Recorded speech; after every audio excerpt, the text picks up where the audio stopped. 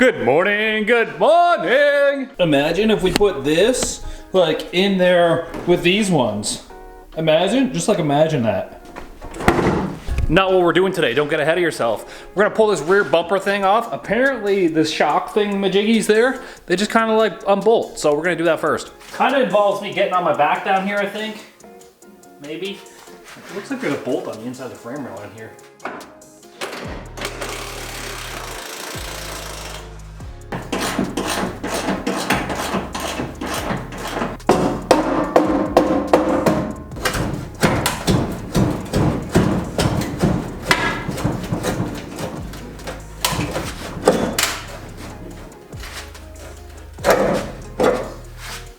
That's heavy.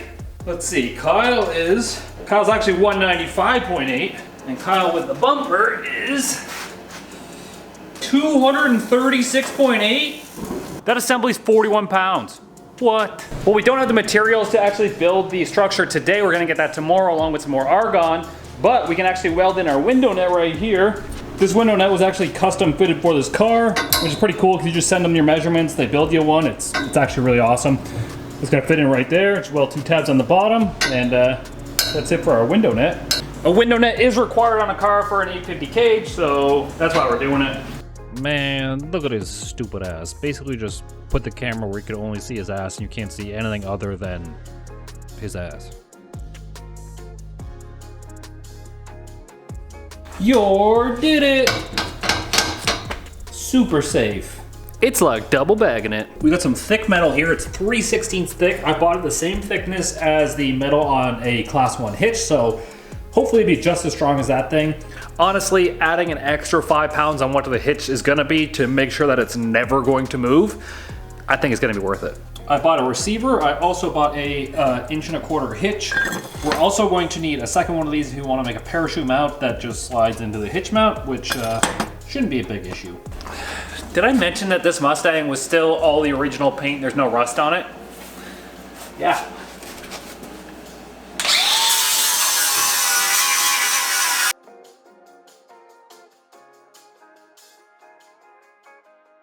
Well, just this one length of tubing, 19.6 pounds. 19.6 pounds. We're already half of what the original bumper weighed. Well, I've welded it in on the inside, the top, and the side. I haven't got the bottom yet, but, I mean, I'm sure you can lift the damn car with this thing. And this is just sheet metal. It's probably not the strongest thing to weld to, and if I was just welding to that, I probably would be concerned. But we're gonna be adding a couple bars from the frame rail up in here to the back, and then from the side of the frame rail to the bar as well, and just make this thing super, super, super tough. All right, we cut a piece of the hitch off at the right length that when we weld it onto the bar that we put in there, the end of this receiver is like 1/2 inch away from the bumper. So I'm gonna clean this thing up. We can get this tack welded on to where we need it on the bar that we just put in there. And then we get a bumper hole cut. So the bumper's back on, the hitch is in there. It's kind of touching a little bit spot in the middle. I'm gonna pull this off, weld the hitch up, and then we can like poke the backside of the hitch and hopefully get the center of that hole that's in there. That'd be perfect.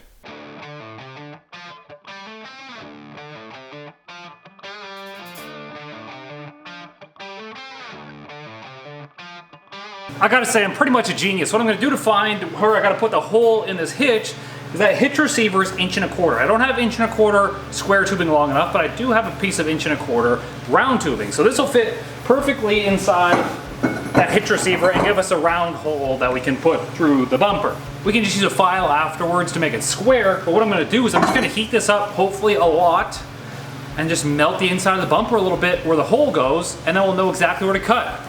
So smart. Fire!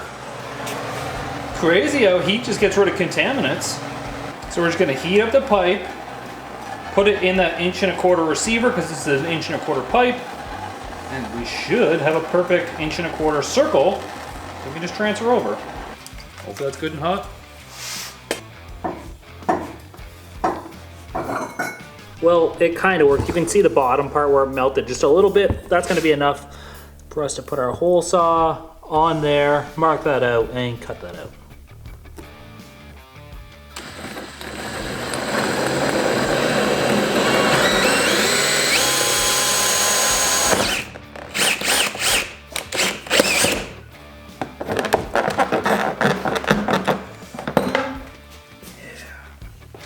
Well, that's going to annoy me a little bit, how it's not like straight on the T.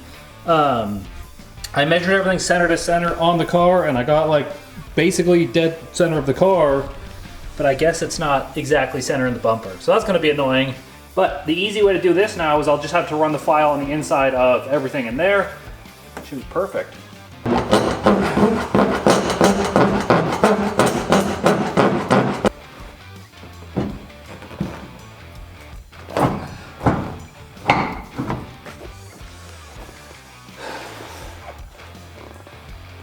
Now this is on the car and the bumper fits, what I'm gonna do is I'm going to brace this piece.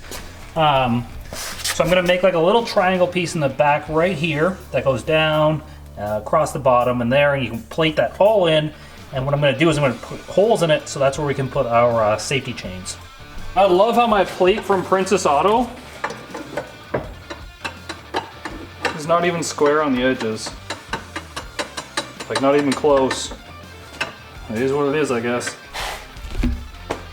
After much muching, here's our weld-on plate. Also little thingamajiggers for the chains. There's our support plate all welded in, and with the tow hooks on it. The only thing is, if you notice right here, there's some water on the floor. And unfortunately my TIG torch is actually water cooled, and it just said, I've been abused enough. And we sprung a leak, so no more water cooling on the torch. I have to order another torch. I might actually get rid of the water cooler because it's actually so loud. Listen to this. That's just the welder. This is the water cooler.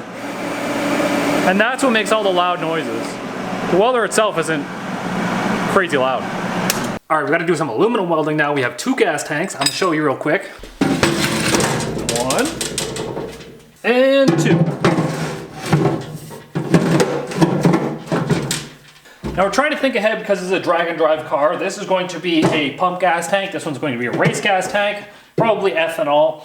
And as you can see, 2 holes, 2 different fuel pumps. We're going to be running Holley pumps on this system, 2 feeds, 2 returns, some vents.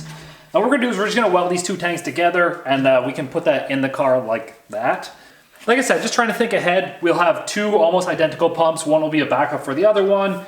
So there's a lot of things you can do on the road if you have one pump fail or the other pump fail. You have a reserve tank. This one's like 20 liters. This one's like 50 liters.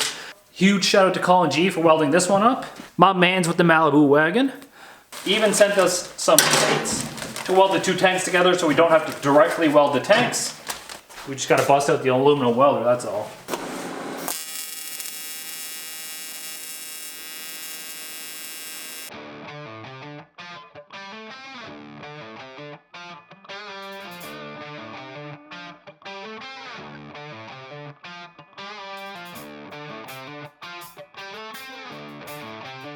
There, I think that's how we intended it. Anyways, that whole unit now is gonna go in there. There, gonna try and mount it low enough that it actually is like a workable space back here. If you really need to throw like a bag or something back there, the tank isn't all the way up. So right now it's slightly lower than the bumper, but it's definitely higher than the rear end. So I think we're gonna be good. And it's higher up than the bumper would be. So if you hit the tank, you're likely ripping the bumper off. I didn't test this prior, but maybe this will fit here. Why is it so much shorter on this side? That means that bar in the back is not straight because I didn't measure this side before I cut it. I'm an idiot. All right, let's tack weld that in place. 1 bar each side. That's gonna tie our rear hitch into the frame rail up here, which is plated all the way along the frame rail, so that should be a lot stronger now.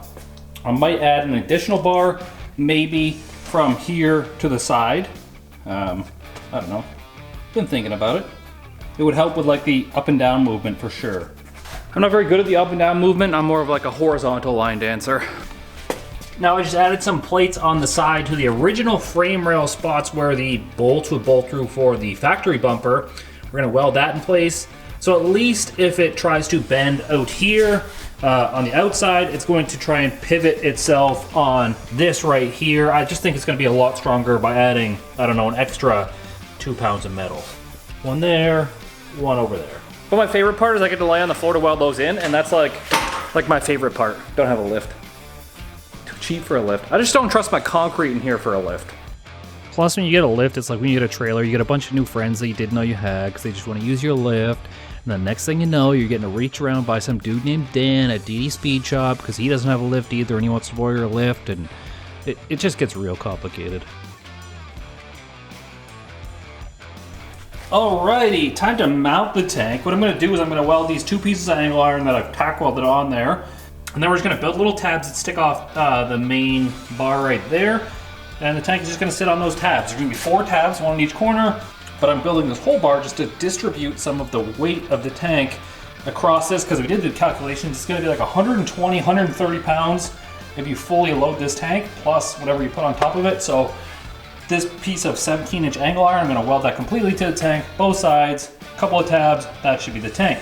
And then we have to mount a floor in this thing. So what I'm gonna do is I'm going to weld up the tank completely, get it mounted, and then I'm actually gonna weld more pieces of aluminum to the tank, which we can join the floor to the tank with when we make little panels to go everywhere. So in my head it makes sense, but the transition from my head down to my mouth, there's something that's disconnected in there and I just can't use it properly, so words don't make sense of what I'm trying to portray from my head to my mouth, if that makes sense.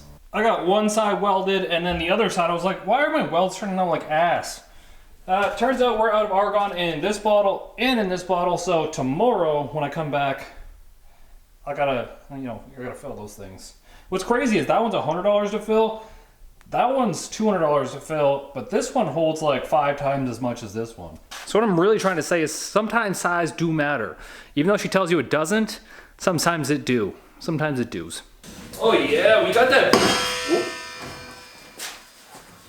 We got that big boy.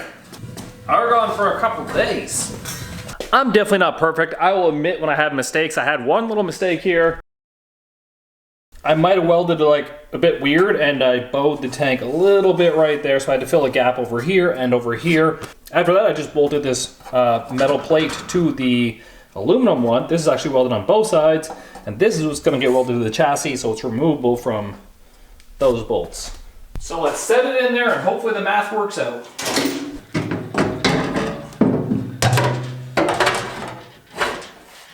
Oh yeah, looks good.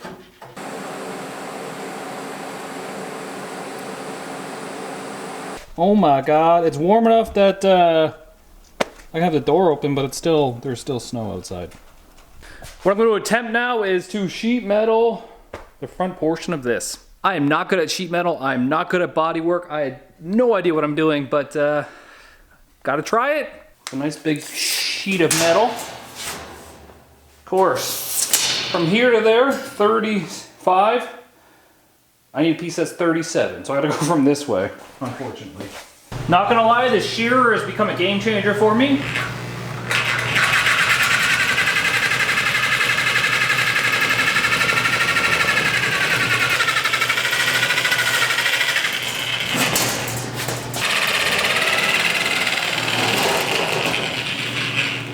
Yeah.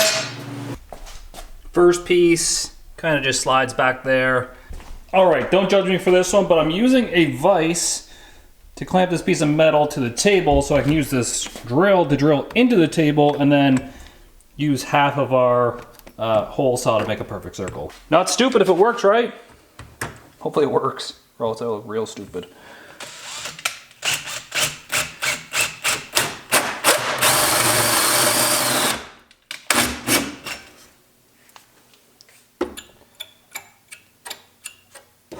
I mean, kind of ruined my bench a little bit, but that's why I built a wooden bench, so we get roomed. So it ends up something like this. There's tons of metal on the outside here to riv nut to. I'm going to weld some tabs on the inside of the tank to riv nut to. And then there's a bar that runs from underneath there to over there. And we can also attach there. So just trying to keep all the outside, Still gotta make a little strip to go back here. But all in all, it looks like, you know... Man, you guys wanna see what 1,700 bucks gets you nowadays? It's not a lot. One bag of groceries. No, but for real, like a piece of metal. It just gets you this big chunk of metal. We get this like anti-explosion shield. And this big chunk of SFI metal. $1,700 Canadian. Granted, that's only like 300 bucks US, but still a lot. You can't even wear it like a hat, I don't think. Oh, if I can fit my nose through this side right. It's just like a piece of fashionable clothing now. Strutting the runway like this. And don't look at me like I'm the stupid ones. It's the fashion models that are stupid ones. They look like stupid. Anyways, I've been slowly acquiring parts for my Hemi Fox build. You guys haven't even seen my Fox body yet, so pretty soon, and then like the next week or two, I'll show you that one. This piece of metal is gonna go on the front side of the tank. I do have to notch it because this tank sticks out a little bit further on that side, so we'll have to notch up this way. That's gonna weld to the back side of the tank. It's actually gonna get bolted to that bar that goes across there, and then that piece of metal is gonna bolt on top of this as well, and that's just gonna seal the whole front side. I'll do the same for the side. We'll weld a strip on the side of each side of the tank. And you know what? We're just gonna make things more complicated than it really needs to be, just because that's the way I like to do things. If you've noticed, we've got a little bit of a situation in here where we don't have a lot of room, so I have to get rid of this thing, I believe, temporarily. I still want to supercharge this thing for whatever reason. You know what would go really good in this? If we move the axle in this and we put the 125cc engine out of that street bike in there, I think that would make that more funner. Funnerer? Is that a word? I made it up. I absolutely hate this thin aluminum. This is like 095. This is probably like 065 or like, I don't know, 20 gauge tank. It loves to pull and warp, and it is stupid, and I gotta fill cracks, and I hate it. But everything is all welded up except for a little tiny piece here, and then the tank should be sealed to the floor, and then we just have to build our plates onto the tank. And if you hear this in the background, that's because my garage is flooding again because it's starting to become springtime. So this sump pump just runs all the time as it pours in. Not very the best, but the stupid ass who built my house built the concrete slab, the lowest point of the whole entire block. So stick it up Kyle's bum. So the trunk looks exactly the same as it did before I took it all apart, except now that we have this like lip here on all the sides, we have something to rib nut to. And I am so smart. I couldn't get M5 rib nuts, but I was like, I think I have the 10 tool, 10 by 32 rib nut tool. But the reason I was trying to find M5 is because I have so many M5 rib nuts, and that must have just like, and that must not have crossed my mind when I bought the 10 by 32 screws, because I had so many M5 rib nuts. That's why I chose to use them. I don't have any 10 by 32 rib nuts, which so stupid sometimes. So they come on Monday. I've got them ordered from Amazon, where everything comes from. The back end is looking good. The front end is looking good with a Mopar in there. Also, speaking of engines, Dan, DD Speed Shop, 5-liter Ford, it's yours. You want it? I don't want it anymore. I've been holding it specifically for you for hopefully like to do a reach around. I'm Kyle. This is Boosted Lifestyle. The next time you guys see this car, it should be leaving the garage to go get wiring done with Colby, and you'll see my Fox body for the first time ever. I've only seen it one time before, but it's time to do stuff for me. Stick shift racing, hopefully coming. Peace easy, get Debbie.